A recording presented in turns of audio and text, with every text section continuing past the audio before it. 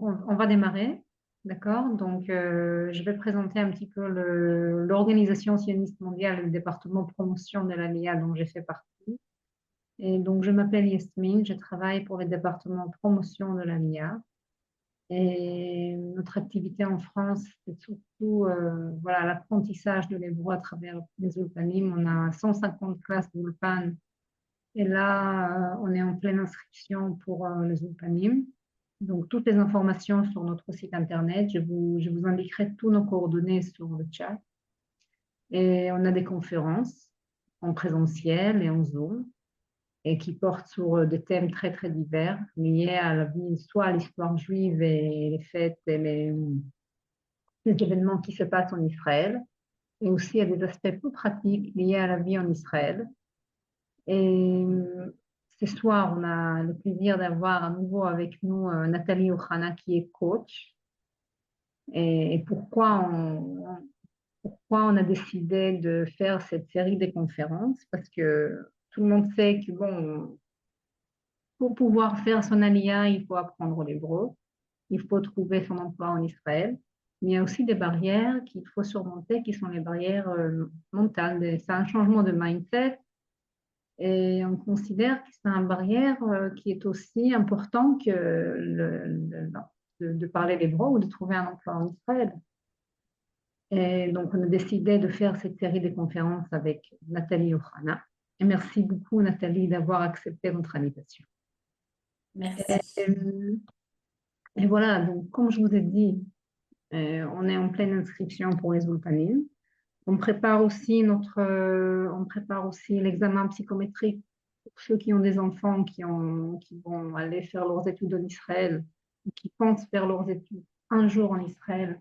On propose l'examen psychométrique en France et en français. La préparation va démarrer au mois de novembre. Je vous mettrai aussi le lien dans le chat. Si ça vous intéresse, c'est subventionné. Et donc, le tarif est très intéressant par rapport aux tarifs dans dans les organisations privées qui font le cours. Et voilà, donc merci à vous tous d'être présents. Merci Nathalie. Et voilà, je te passe la parole. Merci beaucoup, Yasmine. Bonsoir à vous, amis de France. Donc, je me connecte depuis Israël, où effectivement, j'habite depuis 10 ans maintenant. Alors, c'est pas la première conférence avec l'OSM, mais j'ai toujours beaucoup de plaisir à animer ces soirées pour essayer de vous raconter des choses qui vous seront utiles, des choses peut-être que vous n'avez pas forcément déjà entendues. Vous verrez que, voilà, ce soir, on va pas parler du marché de l'immobilier, on va pas parler de choses habituelles que vous pouvez trouver dans le marché ou dans les salons de l'ALIA. J'aimerais ce soir, avec cet intitulé, Israël, le pays où devenir qui on est, vous parler de plein de choses euh, qui vous aideront non seulement à prendre votre décision, mais surtout à naviguer sur place et à éviter de tomber dans les pièges habituels et surtout qui vous aideront à ce qu'on appelle préparer votre mindset, votre état d'esprit. Alors, avant de commencer, je vais un petit peu vous raconter mon parcours. Donc, depuis 10 ans, Israël a complètement changé le cours des choses dans ma vie, sous plein d'aspects. Donc mon histoire, c'est une histoire de... Alors, il y a un terme qui est très à la mode en France, qui est une histoire de réinvention. Israël est un pays qui bouscule, qui perturbe, qui éveille, qui, avec beaucoup de surprises, c'est un pays surprenant. Il y a un paradoxe en Israël que vous connaissez, c'est que c'est à la fois un pays qui nous est très familier d'un point de vue culturel. Les gens peuvent nous ressembler ou ressembler à nos origines ou peuvent ressembler comme ça à des cousins un petit peu lointains. Donc il y a quelque chose de très familier où même sans parler la langue, on peut très vite se sentir à la maison. Mais c'est paradoxal parce que c'est un pays qui peut aussi nous paraître étranger. par rapport à la langue, par rapport aux mentalités, par rapport à la topographie, la géographie, etc.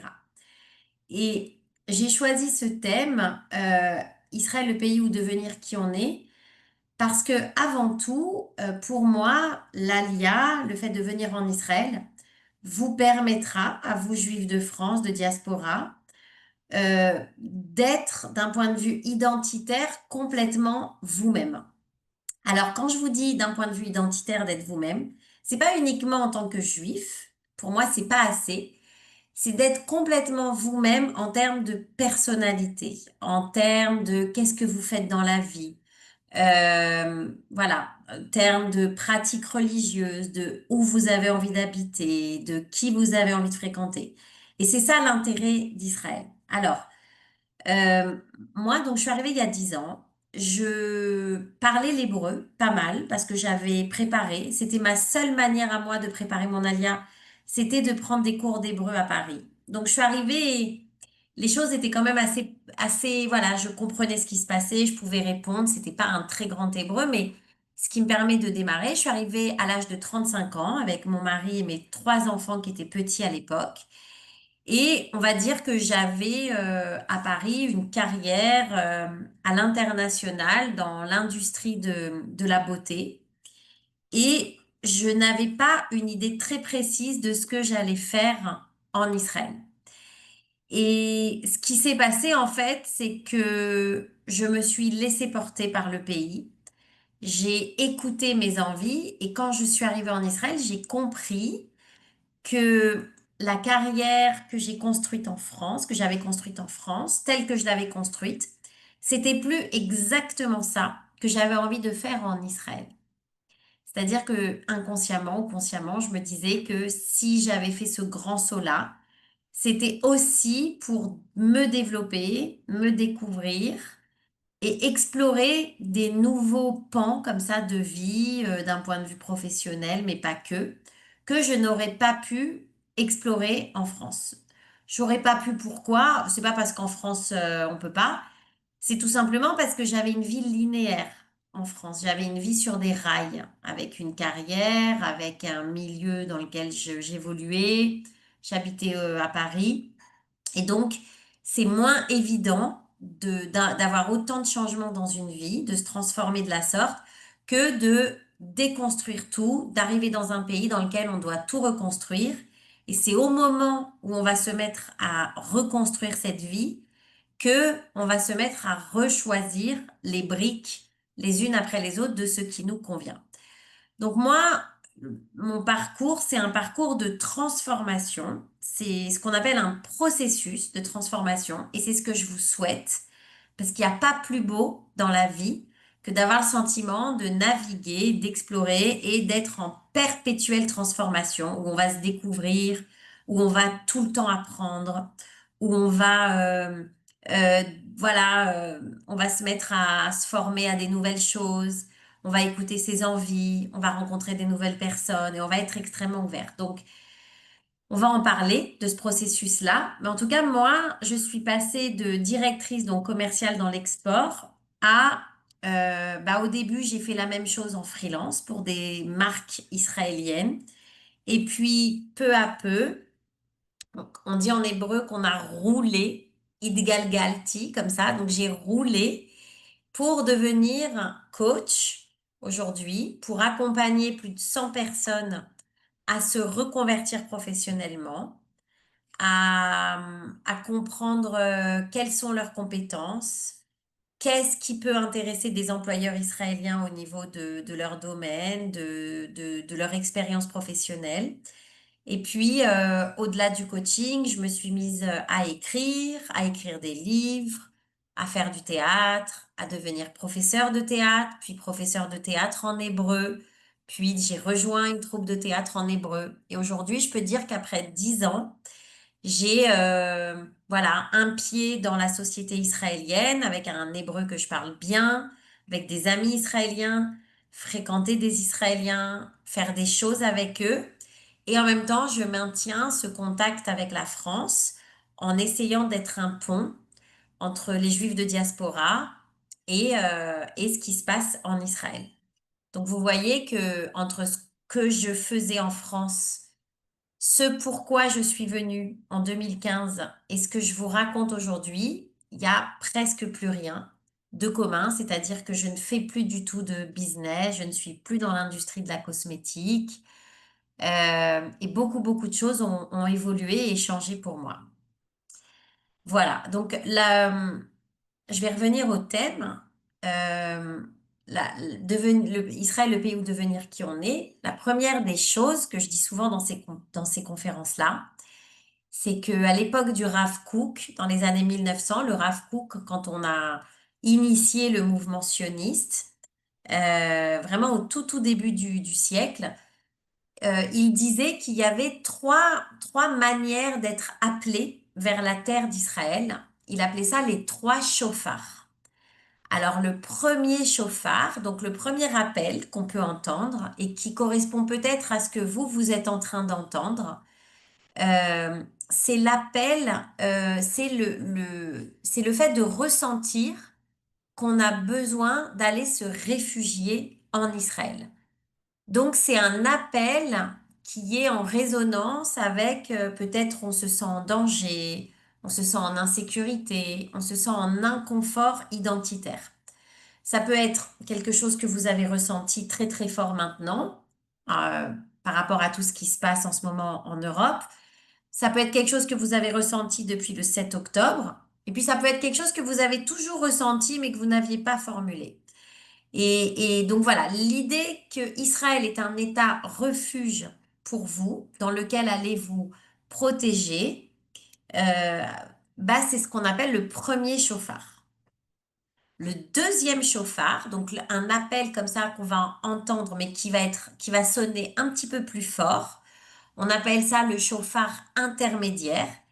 C'est l'idée que on a envie de retourner sur sa terre. On se dit, voilà, mes ancêtres étaient là, j'ai envie de retrouver ma terre et mon peuple.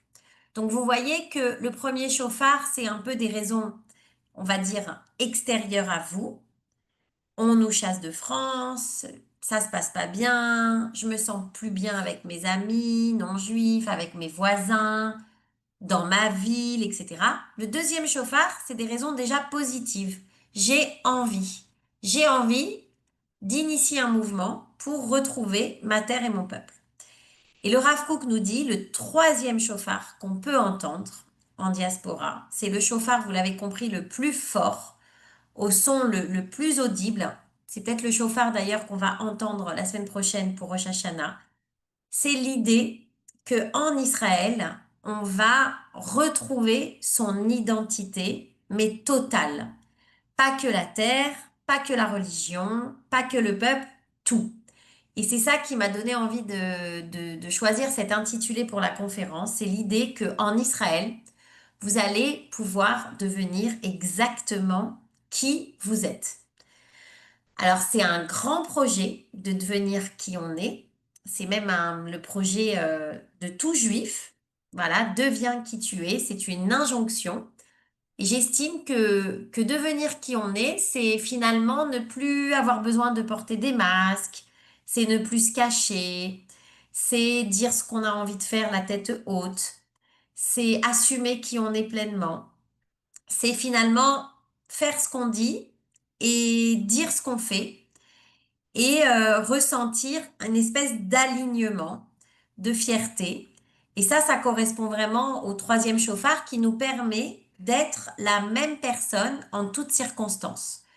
Que je sois avec les amis d'ici ou les amis de là-bas, que je sois dans le monde du travail ou dans le monde personnel, que je sois où que je suis la même personne puisque tout simplement, Israël m'a aidé à comprendre qui je suis et je n'ai pas d'autre intérêt que de persévérer dans la personne que je suis.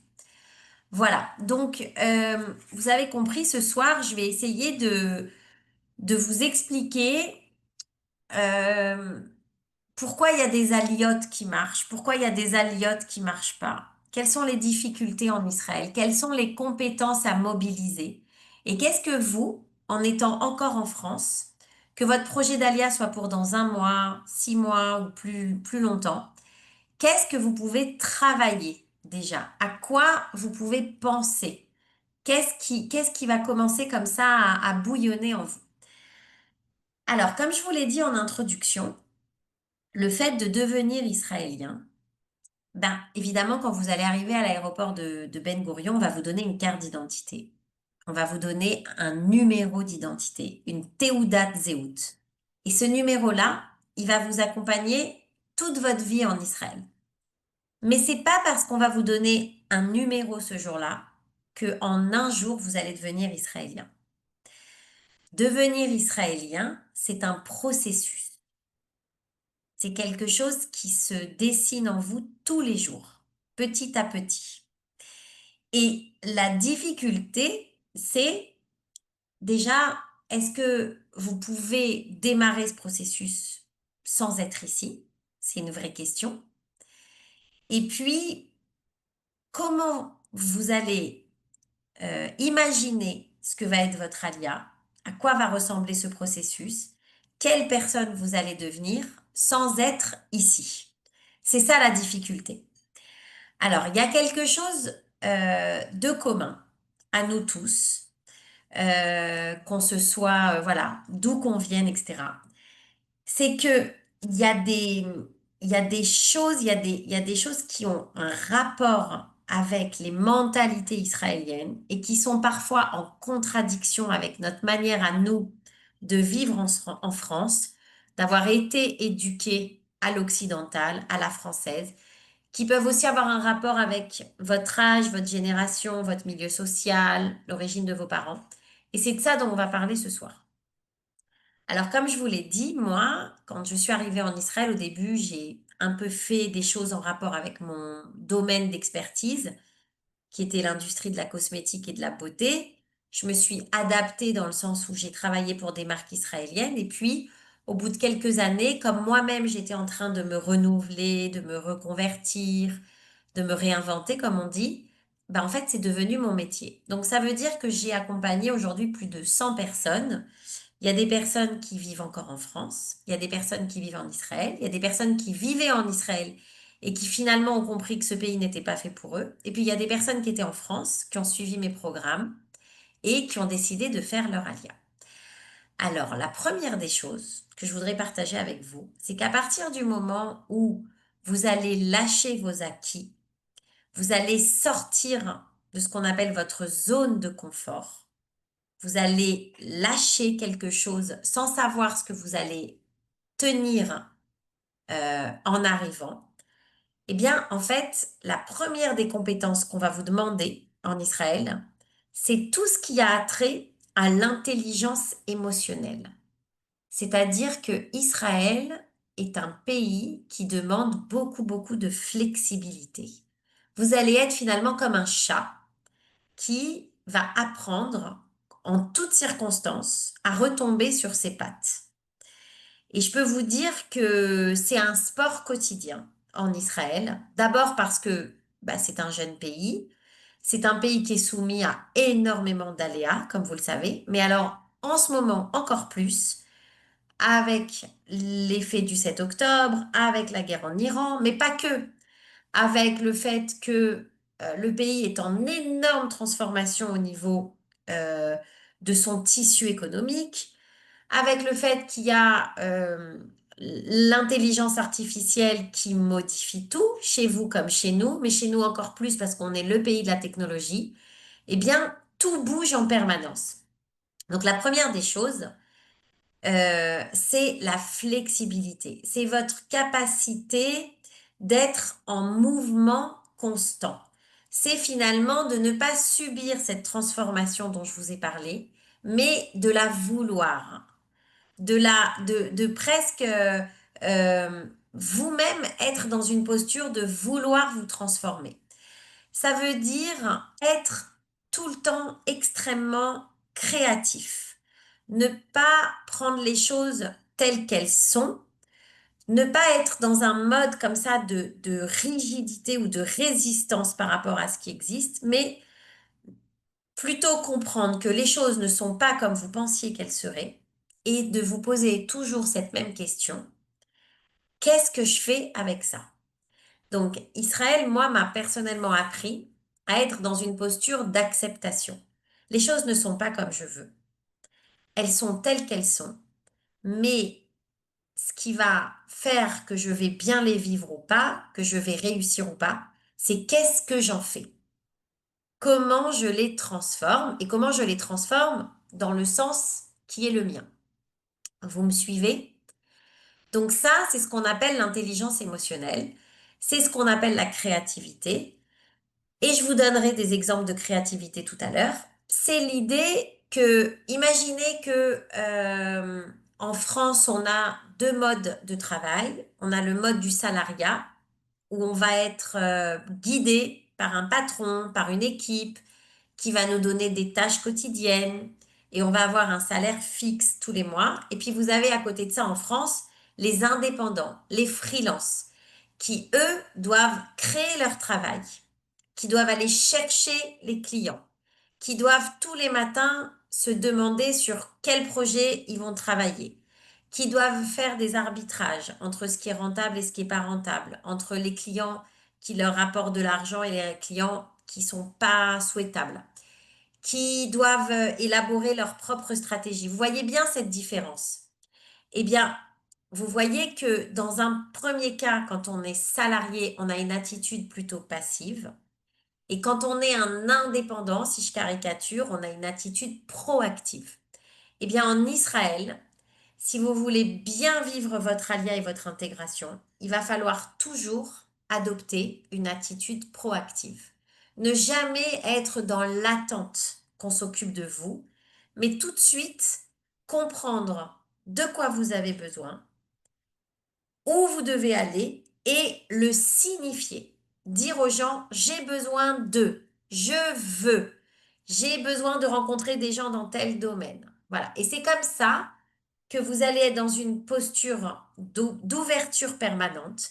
C'est-à-dire que où que vous alliez, tout le monde autour de vous, ça va être des contacts potentiels, des gens référents qui vont vous mettre en contact avec des gens qui vous intéressent à la condition que vous avez été clair et que vous avez formulé de manière précise ce dont vous avez besoin et qu'est-ce que vous voulez. Donc vous voyez, entre quelqu'un qui arrive et qui se dit, oh là là, c'est vraiment la galère Israël, je comprends rien, l'hébreu c'est dur, j'habitais dans une grande ville, là je suis loin de tout, etc., etc., et qui va générer une énergie de l'insatisfaction, de la frustration. Et du coup, ces personnes-là, bah, en général, on n'a pas hyper envie de les aider parce qu'il y a quelque chose de négatif qui se déploie. Et à côté de ça, vous avez une personne qui dit, waouh, ça fait du bien d'apprendre. Les gens sont extraordinaires. Je comprends pas tout, mais je me sens vivante. Déjà, se mettre sur les bancs de l'Ulpan, apprendre l'hébreu, bah, je retourne à l'école, je me sens hyper stimulée. Et là, vous allez être dans une phase d'ouverture. Vous allez vraiment vous ouvrir et les choses vont venir à vous parce que vous êtes en train de libérer une énergie positive et que Israël a besoin de votre énergie positive. Elle a besoin de votre curiosité, de votre soif de connaître, de comprendre, parce que vous allez arriver dans un pays où les gens sont installés depuis longtemps et qui eux-mêmes ont perdu cette énergie-là. Donc il va y avoir un transfert. Vous allez apporter votre énergie du renouveau et eux, ils vont vous apporter bah, leurs connaissances, du marché, leurs contacts, etc. Et c'est comme ça que vous allez tisser votre toile, créer votre réseau et connecter les choses entre elles.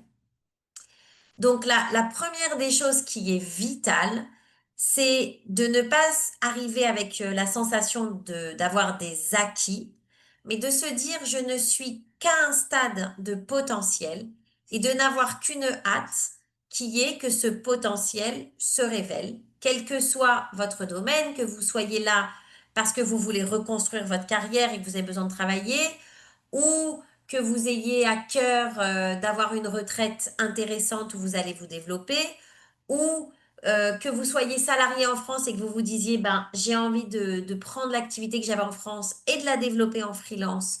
Pourquoi pas à distance pour le marché français, ou alors de me tester en Israël, au début avec des francophones et puis après pas avec des francophones. peu importe quel est votre projet d'Alia, l'important, en fonction des 3 chauffards dont je vous ai parlé, c'est de comprendre quelle est votre intention, qu'est-ce que vous avez envie de faire, et ensuite de le signifier clairement. Donc le premier point, si je résume, que vous pouvez travailler dès maintenant, c'est cette fameuse flexibilité, c'est cette souplesse. C'est pour ça que moi, j'anime des ateliers et que je me déplace même en France, que j'organise des séjours pour femmes autour de la créativité parce que la créativité, c'est un état d'esprit, c'est un mindset. C'est pas on l'a ou on l'a pas. C'est comme faire du sport. Est-ce qu'on le pratique ou est-ce qu'on le pratique pas? C'est comme un muscle. Plus on le pratique, plus on sait le faire. Moins on le pratique, plus on est sclérosé. La deuxième chose fondamentale, pour devenir qui on est, vous voyez, je vous parle, j'ai une manière à moi de parler, une manière à moi de choisir les mots, bah évidemment, c'est la langue. Comment vous voulez être vous-même si on ne vous comprend pas, si vous ne pouvez pas vous exprimer? Donc la langue, c'est pareil. C'est pas en un jour que vous allez apprendre l'hébreu. Il faut être patient. Il faut accepter qu'au début, ce soit frustrant. Et ça fait partie de votre processus de transformation. La frustration fait partie de votre processus de transformation. Et l'apprentissage d'une langue, même si ça sera jamais parfait, eh bien, c'est quelque chose de lent. C'est comme ça. Vous avez un certain âge, vous apprenez plus les langues comme les personnes qui sont au lycée, mais en tout cas, avoir à cœur, d'avoir envie de parler l'hébreu, de fréquenter des Israéliens, de faire des choses avec des Israéliens, même si vous ne leur parlez pas pendant des heures, ça, c'est quelque chose de fondamental qui vous aidera à devenir qui vous êtes. Alors, sur la langue, on en a beaucoup, beaucoup parlé. Évidemment, il y a les ulpans qui existent, c'est très important. Maintenant, je vais vous dire la vérité. Tout le monde n'est pas fait pour apprendre l'hébreu de manière scolaire. Donc moi, j'ai un petit conseil à vous donner. Si vous aimez faire la cuisine, si vous aimez jardiner, si vous aimez faire de la poterie, de la céramique, de la peinture, ou alors que votre truc c'est le sport, ou encore, voilà, quel que soit votre hobby, votre dada, essayez de coupler quelque chose que vous aimez, un loisir par exemple, créatif. En hébreu, on appelle ça un choug. Essayez de le coupler avec l'apprentissage de l'hébreu. Et vous verrez que quand vous faites quelque chose que vous aimez et que en même temps, vous apprenez le vocabulaire de cette chose-là, et que vous êtes avec des gens qui sont des Israéliens, même si au début c'est rudimentaire, on est tous passés par là, croyez-moi, vous allez mieux absorber l'hébreu. Parce que, en fait, on a tous des modes d'apprentissage différents. Vous avez des personnes qui absorbent la connaissance de manière théorique, scolaire. Elles vont lire, elles vont écouter, elles vont aimer écrire, être assises dans une classe. Et puis vous avez des personnes, comme moi, qui apprennent les choses avec un mode de ce qu'on appelle expérience expérimentale. C'est-à-dire que c'est par l'expérience, par la vie, par des scènes quotidiennes que les choses rentrent en vous. Et ça, en général, vous le savez. Si vous êtes quelqu'un de plutôt scolaire ou si vous êtes plutôt quelqu'un où ça doit être ancré dans la vraie vie. Donc, mon conseil, c'est que dès que vous arrivez, vous essayez de vous renseigner sur des choses qui existent dans votre ville, qui sont en hébreu.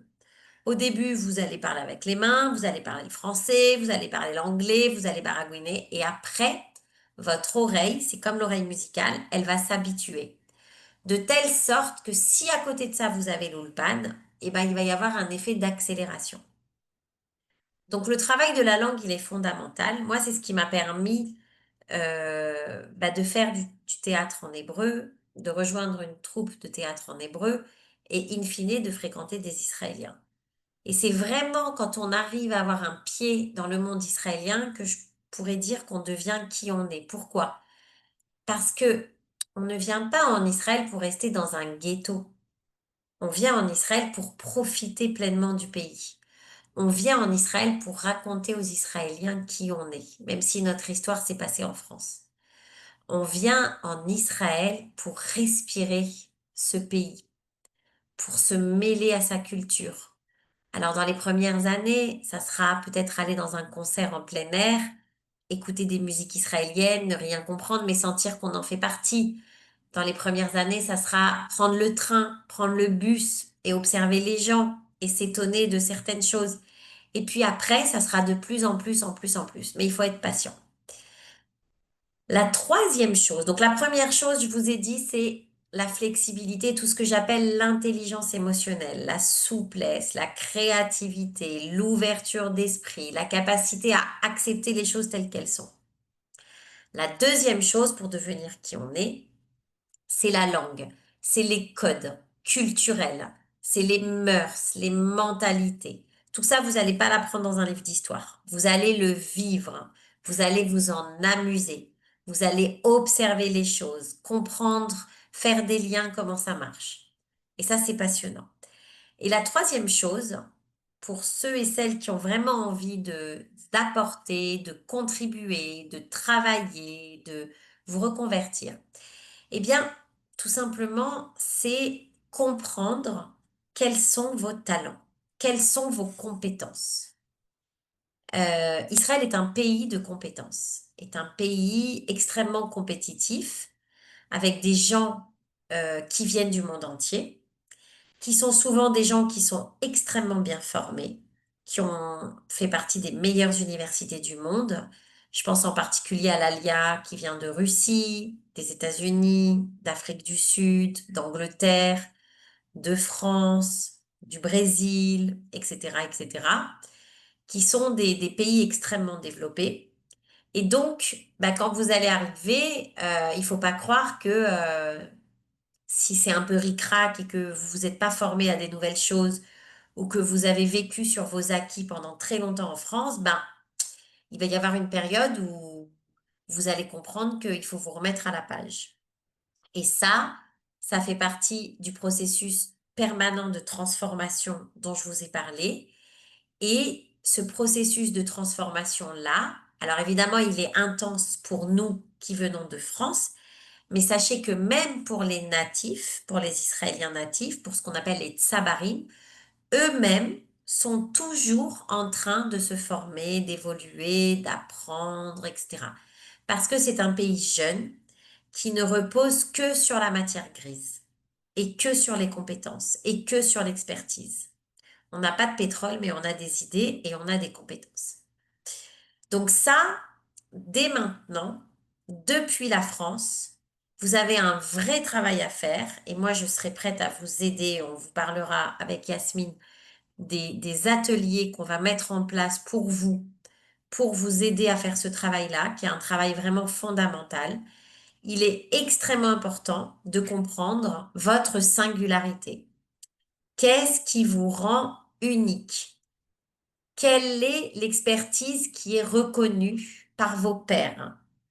Quels sont vos domaines de pointe?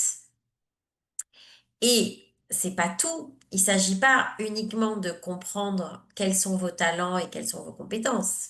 C'est beaucoup plus subtil que ça. Il faut en plus que ces compétences et ces talents, il va falloir les croiser avec les besoins du marché israélien. Je vous donne un exemple. Moi, j'ai été très reconnue comme domaine d'expertise dans l'univers de la beauté. J'ai travaillé pour plusieurs marques que j'ai pu exporter. J'ai créé des filiales, j'ai géré des réseaux de distributeurs. Je connaissais toutes les étapes dans la création d'un produit. Je suis arrivée en Israël et il s'avère que c'est un petit pays, Israël. Le marché de la beauté, il est plutôt concentré, il n'est pas très développé. Donc moi, j'ai eu une petite difficulté au début qui était, bah, tout me paraissait très très petit et pas très intéressant par rapport aux problématiques que j'avais pu toucher en France. Donc moi, j'avais le domaine de la beauté, mais c'était pas ça mon expertise. C'est pour ça qu'il faut regarder son parcours et son CV, etc., d'une manière très créative. C'est pour ça que je vous ai parlé de la créativité en premier lieu.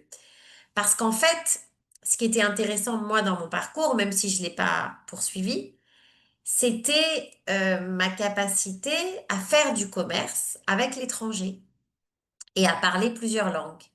Et ça, c'est quelque chose qui est extrêmement précieux en Israël. Alors évidemment, il y a la high-tech, où on va vendre des softwares à des pays étrangers. Mais au-delà de la high-tech, on vend de tout à l'extérieur du pays. Oui, je parle l'allemand, c'est vrai, Yael. Donc voilà, moi, avec l'allemand, l'hébreu, l'anglais et le français, eh bien, en fait, c'était pas la beauté et l'industrie cosmétique qui étaient intéressantes, c'était le fait de savoir faire du commerce, de savoir gérer des gros clients et de savoir accompagner un processus de vente relativement long. Vous voyez? Donc c'est ça en fait, l'intelligence qui va être nécessaire quand vous allez arriver, c'est de réfléchir d'une manière différente, out of the box, innovante, à votre parcours pour en extraire quelque chose d'intéressant ou du moins qui intéresse le marché israélien. Et voilà, donc je vais essayer de vous donner trois exemples de personnes que j'ai accompagnées pour vous montrer ce qu'il y avait sur le papier et comment elles ont réussi à s'insérer, puisque l'intitulé de la conférence, c'était s'adapter au marché. Je dois m'adapter, j'arrive dans un nouveau pays, je suis un peu profil bas, j'arrive pas avec un ego arrogant, surdimensionné. Je m'adapte, mais je suis pas là juste pour m'adapter. Je suis là aussi pour révéler mon potentiel. Donc le nec plus ultra, c'est à la fois de se développer en tant que personne, mais en plus que ce développement personnel qui est le nôtre profite au pays et permette d'enrichir le pays. C'est comme si j'amène une compétence qui est pas très développée dans le pays et là, c'est bingo. Non seulement je vais apprendre plein de choses parce que il y a des spécificités, des particularismes qui sont propres à Israël, mais en plus, j'amène un bagage qui intéresse mon employeur ou qui intéresse le marché. Alors, je vais vous parler d'une personne, on va l'appeler Aaron. Alors, Aaron, il était très grand directeur dans différentes boîtes en France, des boîtes assez prestigieuses, LVMH, dans l'alimentaire, dans le luxe, dans la cosmétique.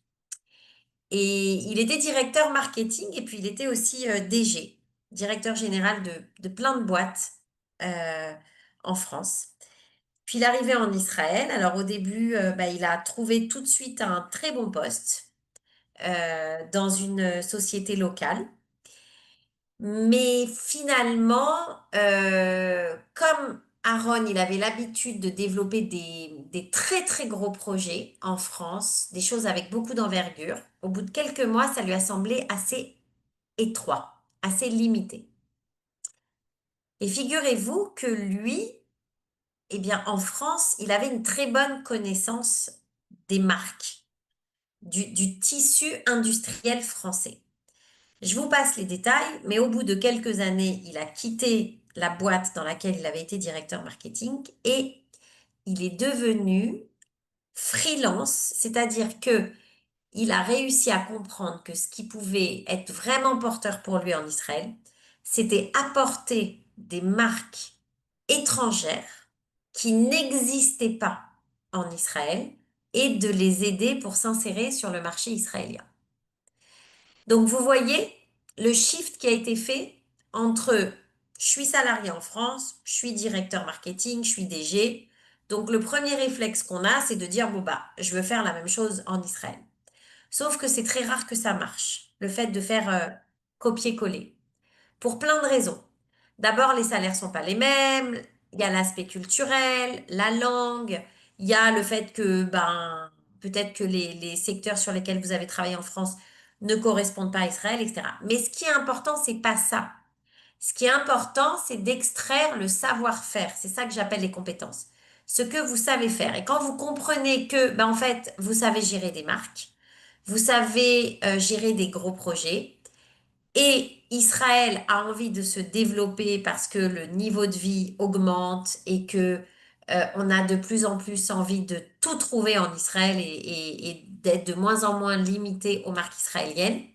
C'est comme ça que Aaron a créé son propre travail en passant d'un mode salariat, comme je vous ai dit en introduction, à un mode freelance. Deuxième exemple que j'ai choisi pour vous, une jeune femme qui s'appelle Yael. Alors Yael, elle était banquière. Elle travaillait à la Société Générale à La Défense à Paris. Et vous n'êtes pas sans savoir que le monde de la banque en Israël, il n'est pas du tout intéressant pour nous Français.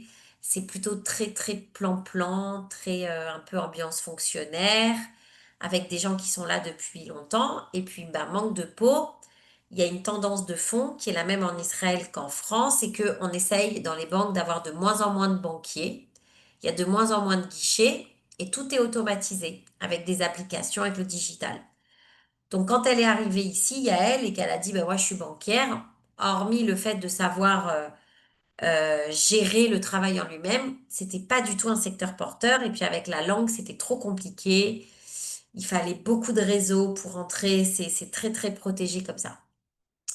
Par contre, elle avait évidemment une bonne connaissance du métier de la banque et de banquière. Eh bien, ce qu'elle a compris, c'est qu'en fait, euh, elle est devenue chasseuse de tête en étant en Israël pour des banques internationales, excusez-moi, ou de renommée internationale. Et comme elle avait un réseau de banquiers qui étaient ses collègues, qui étaient les différentes sociétés dans lesquelles elle a évolué en France, puis elle est devenue chasseuse de tête grâce à sa bonne connaissance du métier en lui-même.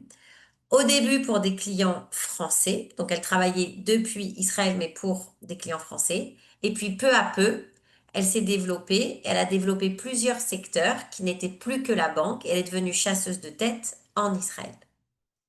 Donc encore une fois, dans cet exemple, elle a extrait quelque chose qu'elle savait faire sans être dans un copier-coller de je suis banquière en France, je veux être banquière en Israël.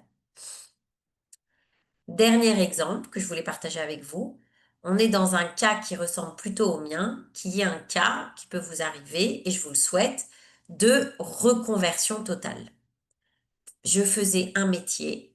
Ce métier ne me passionne plus pour plein de raisons différentes et je fais totalement quelque chose de différent en Israël. Donc, dans le cas d'Alexandra, Alexandra était une avocate pénale en France qui avait suivi des grandes affaires médiatisées. Elle arrivait en Israël, elle a continué de suivre ses dossiers depuis la France et elle prenait l'avion pour aller les plaider plusieurs fois par an. Au bout de quelques années, c'est fatigué, elle a perdu le goût, ça correspondait plus à sa nouvelle vie, à ce fameux processus de transformation dont je vous ai parlé et qui est difficile à prévoir puisque il faut être ici et il faut le vivre pour savoir ce qui va se passer. Et elle s'est reconvertie et aujourd'hui, elle est thérapeute énergéticienne, donc rien à voir, mais c'est quelque chose, c'est une forme de vocation qui est née en Israël et qui fait du bien à la population israélienne qui est traumatisée ou très échaudée par les événements que nous vivons. Donc, elle apporte sa singularité qui n'a rien à voir avec le droit à la population israélienne et comme elle s'est formée en hébreu dans des formations ici locales, elle commence à avoir une patientèle, pas uniquement francophone, mais locale israélienne.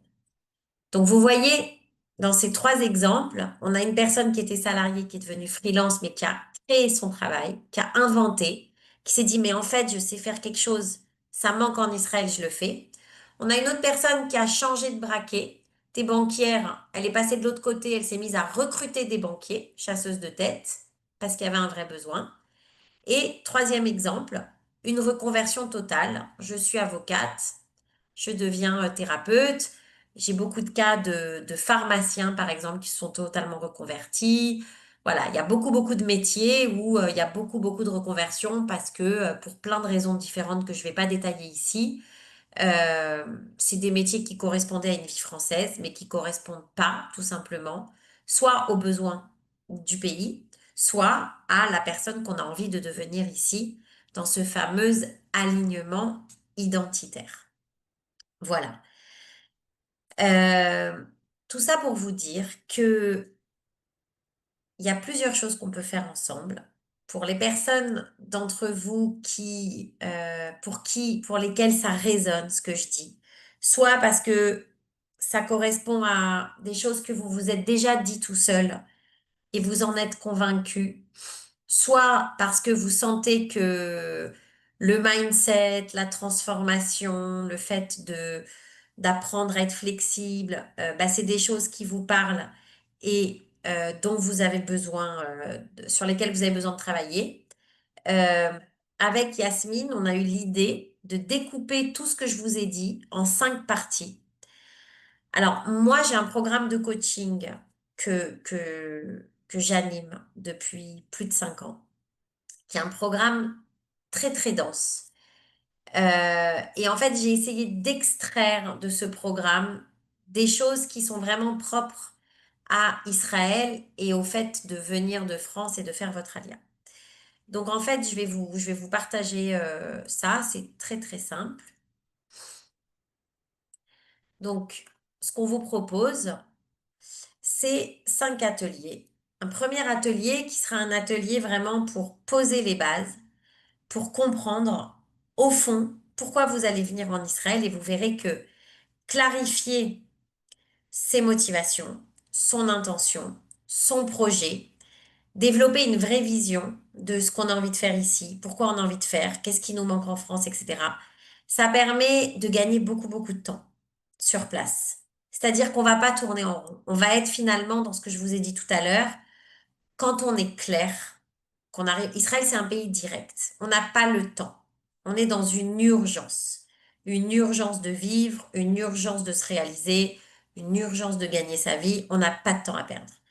Donc, quand on arrive en Israël et qu'on sait pourquoi on est là, et qu'on est les 2 pieds comme ça bien ancrés dans le sol, et que on sait ce qu'on a envie de faire, donc fameux atelier clarifier ses motivations, eh ben, on génère une énergie positive qui donne envie aux gens de nous aider et les choses, elles se passent de manière beaucoup plus fluide. Donc le premier atelier, c'est ça. Le deuxième atelier, ça sera un atelier sur traverser le changement identitaire qui va croiser beaucoup, beaucoup de problématiques. On va parler de la langue, on va parler de se créer une communauté, se créer un réseau, de travailler vraiment sur soi, sur la personne qu'on était en France, sur la personne qu'on a envie de devenir en Israël, juif, israélien, hébreu. Voilà, on va travailler sur tous ces concepts-là pour tout simplement s'autoriser, quand on va arriver ici, à être vraiment qui on est, comme je vous l'ai dit en introduction, et avoir une belle vie, avoir une vie pleine de sens, riche, dans laquelle on va pouvoir voilà, se balader d'une communauté à l'autre. Il n'y aura pas de, voilà, sans trop de barrières mentales. Troisième atelier qui est fondamental, bah évidemment, quand vous allez arriver en Israël, c'est difficile hein, de faire la lire, on va pas se mentir.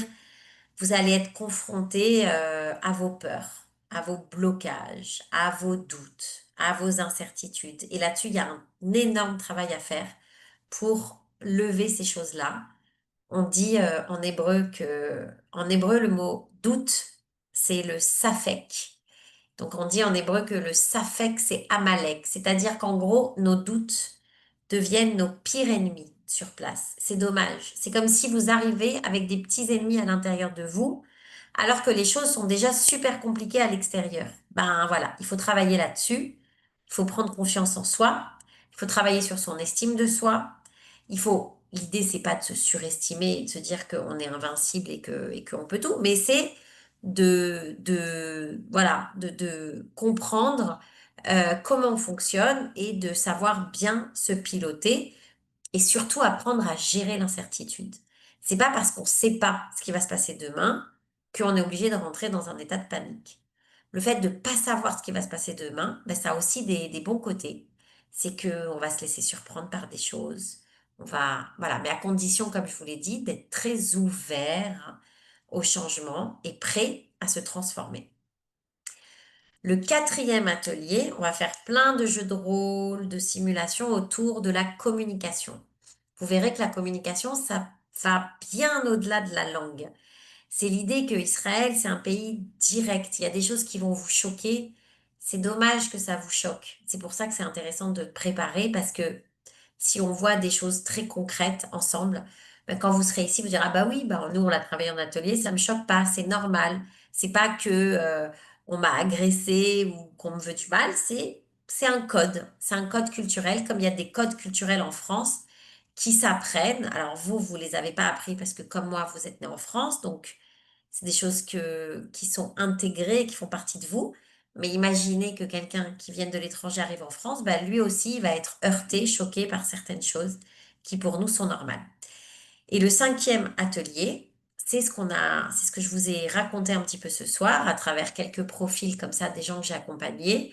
Comment adapter ses compétences au marché israélien. Donc comprendre c'est quoi, notre parcours, il est fait de quoi, qu'est-ce qu'on a développé, qu'est-ce qu'on a appris dans notre carrière, qu'est-ce qu'on peut extraire et en quoi ça peut être intéressant pour le marché israélien. Voilà. Donc ça va se passer le dimanche matin de 9 heures à 11 heures pour pas vous bloquer toute votre journée et parce que c'est un jour chômé et chez moi c'est un jour où on travaille. Et l'idée c'est que soit vous pouvez prendre un cours et vous payez 30 euros l'atelier, soit vous prenez le forfait avec les 5 ateliers pour 100 euros, sachant que ce sont des ateliers qui coûtent beaucoup, beaucoup plus cher en général, mais qui sont subventionnés par l'OSM en partie pour vous donner un petit coup de pouce et voilà, pour booster votre arrivée en Israël.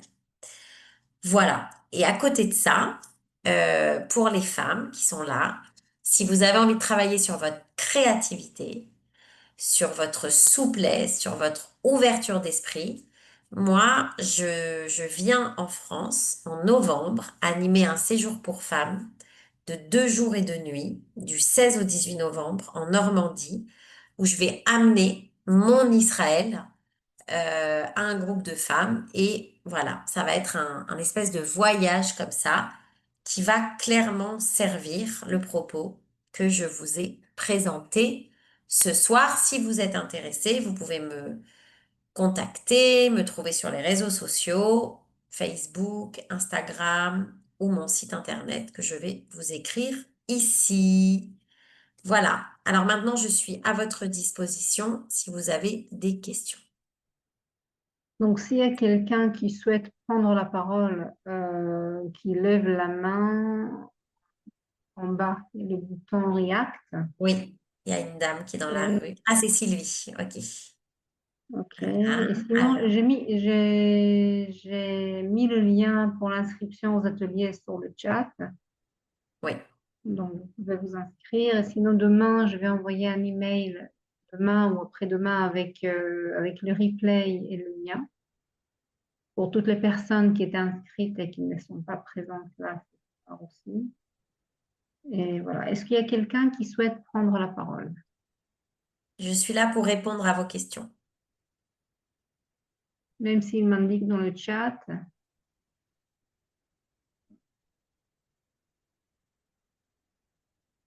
Alors,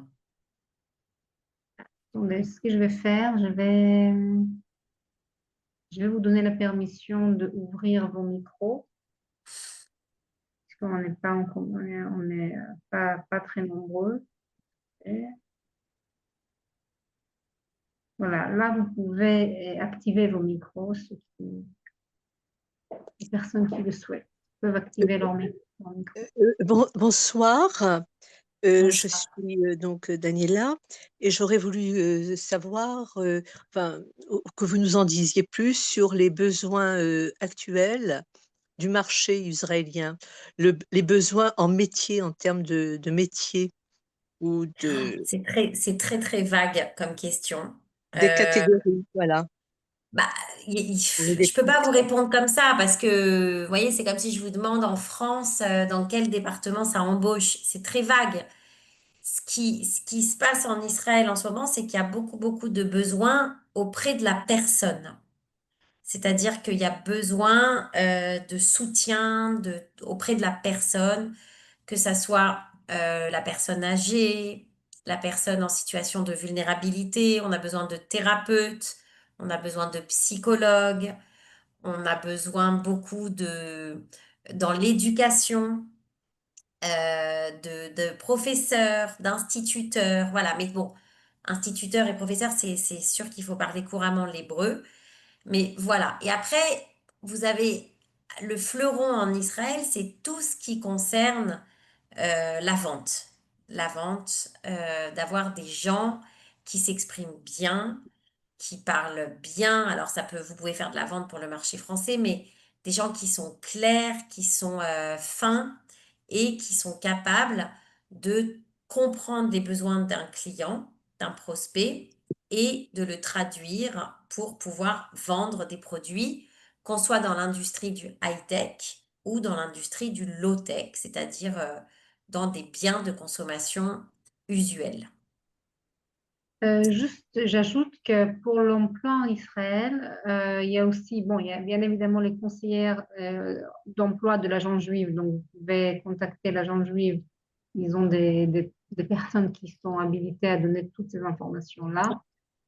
Et aussi, il y a l'association Gvaim qui fait aussi, fait aussi faire l'emploi et qui fait la conversion. Moi, la première étape, Daniela, c'est pas de faire des choses générales, c'est de comprendre précisément quel est le parcours de la personne, quelle est sa singularité, où est-ce qu'il y a une compétence, où est-ce qu'il y a une zone comme ça. Pardon. Voilà, moi, mon travail, c'est ça. C'est de m'intéresser au parcours et de voir en quoi il y a une adéquation avec le marché. D'autres questions?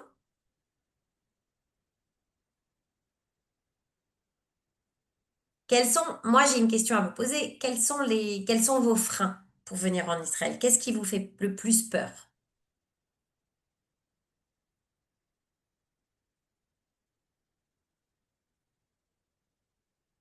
Hop. Oui, Bah, c'est Serge. peut-être, ouais, bah, déjà d'apprendre la langue, il y a beaucoup de choses à apprendre. Ouais, mais en quoi ça fait peur? C'est sympa. Peur, c'est pas le mot, je pense pas que ce soit le mot, mais je sais pas, il y a tout à découvrir, hein. C'est Ouais, un redémarrage total. c'est ça. Mais Ouais, il y a vraiment, c'est pour ça que j'ai beaucoup axé ce soir sur l'état d'esprit. Vous avez ouais, une manière de l'entrevoir qui est, oh là là, mais quelle galère. Et puis vous avez une autre manière qui est, c'est oui. trop génial. Il y a la curiosité et c'est vraiment, ça donne Voilà, envie. Moi, ça me donne envie, hein, c'est ça. vraiment. Bon, Ça bah me donne génial. envie, mais bon, il y a quand même des frayeurs parce que bon, c'est pas, à notre âge, c'est pas très, enfin, à mon âge surtout, c'est pas quelque chose de facile, mais quelque part, c'est excitant aussi. Après, Bah, c'est l'idée de c'est vous dire, motivant. voilà, dites-vous, Il y a les plus deux, il y a les deux. il y a les deux, plus vous apprenez, plus vous êtes dans une phase comme ça d'apprentissage, de curiosité, plus vous vous développez, plus vous vous sentez vivant. Voilà. Exactement, ouais. Moi, Ouais, c'est vrai. j'adore. C'est vrai que c'est une nouvelle vie et ça, c'est vraiment, Bah, c'est comment dire, chouette. ah, c'est Bah ouais. chouette, ouais. C'est chouette, ouais. C'est pour ça que j'ai Surtout, appelé mon programme Avoir plusieurs vies. Parce que c'est ouais, vraiment ça. On a ouais. plusieurs vies. Et, mais ce que je préfère, c'est quand on arrive à l'Ulpan et qu'on voit des personnes du troisième âge qui se remettent à apprendre l'hébreu, à ouvrir les cahiers. Il repart à Voilà. zéro. Ben voilà, je trouve C'est ça super, ouais. extraordinaire. Ouais. Dans quel autre pays du monde vous avez cette possibilité d'avoir à la fois la partie je recommence et je vais tout découvrir et j'apprends, mais c'est quand même un retour à la maison. C'est quand même Voilà, incroyable. il n'y a pas de comparaison. Il n'y a pas de comparaison Voilà. possible. Moi, j'ai eu cette expérience de l'expatriation. Bon, ça n'a pas trop marché il y a longtemps, il y a assez longtemps. Et depuis, je me suis dit que le prochain départ, ça sera Israël, quoi. Il n'y a pas d'autre destination possible. C'est pas possible. Pourtant, c'était aux Ça, c'est États-Unis, un chacun. Ça, pays. c'est très, très personnel. Je peux pas, voilà. Ouais, ouais, Mais ouais. en tout cas, si vous avez envie de venir en Israël, il Ouais, est très important, et c'est vraiment le propos de ce soir, de travailler sur votre état d'esprit, votre ouais. mindset. Ah oui, ouais. C'est vrai que c'était très D'autres intéressant là. questions? Ouais. Merci, merci Serge. Une autre Euh, question? il y a une remarque dans le chat. Moi, ce qui me retient, ce sont mes enfants qui sont en France et qui ne partent pas. Ça, je peux pas, voilà. C'est des situations personnelles qui sont effectivement compliquées et il n'y a que vous qui puissiez les résoudre. Merci Pierre pour votre présence. Voilà. Ben, si vous n'avez pas d'autres questions, voilà, je pense qu'on peut clore, sauf Oui. s'il y a encore une dernière question. Et donc, pour les ateliers, le lien est dans le chat. Je vous encourage à vous inscrire. C'est vraiment un tarif qui est très, très Ouais. intéressant. Alors, peut-être que ce qui m'intéresserait avant qu'on se quitte, si vous ouvrez vos caméras ou que vous utilisez le chat, est-ce qu'il y a des personnes parmi vous qui ont envie de suivre les ateliers?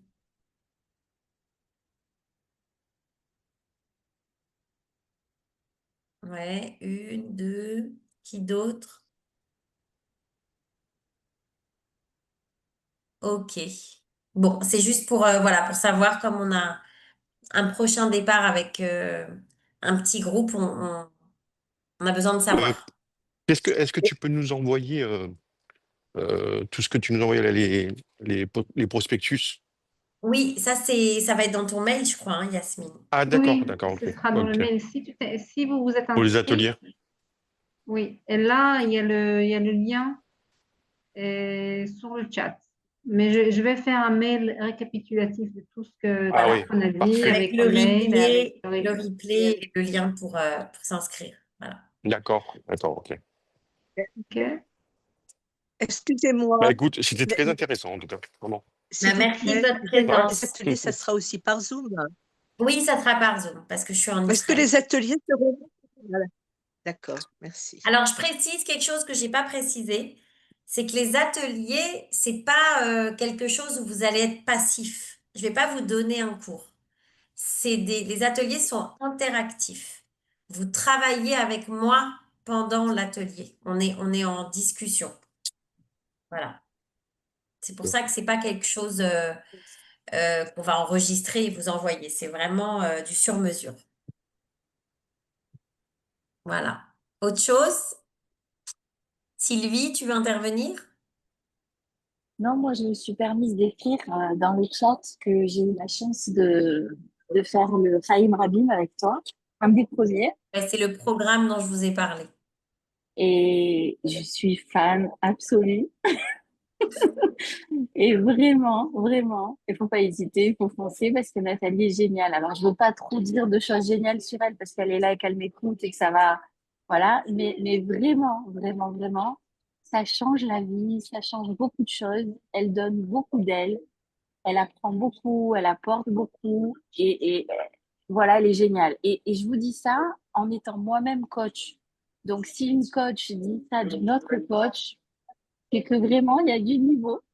Voilà, merci Merci beaucoup. beaucoup. Merci Sylvie. À bientôt. Bon, alors, je vous propose qu'on se quitte s'il n'y a pas d'autres questions. Merci Merci beaucoup, Yasmine, beaucoup. d'avoir Merci organisé cette Merci soirée. à Nathalie. toi, merci à vous.